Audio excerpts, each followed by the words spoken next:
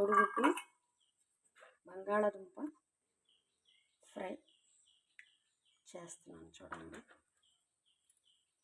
అంటే పచ్చి బంగాళదుంపలేనండి చిన్న చిన్నగా ముక్కలు కోసి పక్కన పెట్టుకుంటే ఆ కోడిగుడ్డు ఫ్రై బంగాళాదుంప కలిపి ఫ్రై ఎలా చేయాలో చేసి చూపిస్తాను చూడండి. నూనె కాగిందండి, బంగాళాదుంప ముక్కలు వేసుకోవాలి.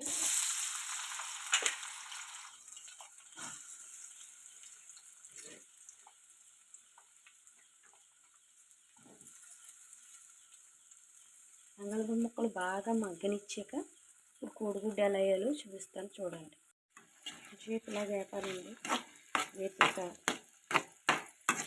గొంతు ఏమేమి మగ్గిపోద్దండి బంగాళదుంప.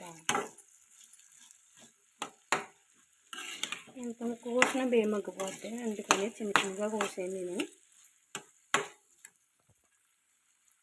సరే ఆల్రెడీ సగం కుక్ అయిపోయింది, ఇంకా సగం కుక్ అవ్వాలి. కొంచెం ప్లేట్ మూతండి. హాయ్ అండి, ఇప్పుడైతే బంగాళదుంప మగ్గింది, బాగా మగ్గిందండి ఇది. ఇప్పుడు ఉప్పు కారం వేసి చేపు మగ్గనించి తర్వాత కోడిగుడ్డు వేయాలండి.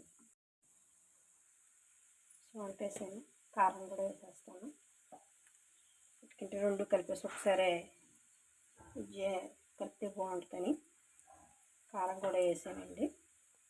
కలిపి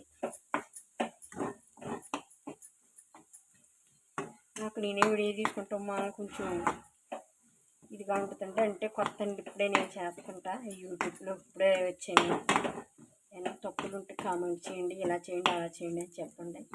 మీరు చెప్పిన వల్ల నేను మార్చుకుని చేస్తాను. సరే అండి, కలిపాను, ఒకసారి మూత పెట్టాలండి. బంగాళదుంప మగ్గిపోయిందండి, కోడిగుడ్డు చితకొట్టి ఏదో పొయ్యాలి. ఇష్టమైతే రెండు వేసుకోవచ్చండి, లేదా ఒకటి వేసుకోవచ్చు. నేనైతే ఒకటే వేస్తున్నాను. రెండు ఇలా కలుపుకోవాలి.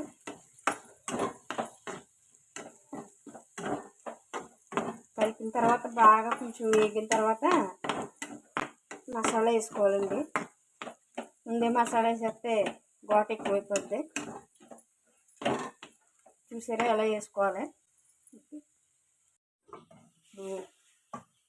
బాగా మగ్గిపోయిందండి, చూసారా. బంగాళదుంప కోడిగుడ్డు ఫ్రై ఏదో నాకు వచ్చినట్టు చేశాను. మీకు నచ్చితే మీరు చేయండి.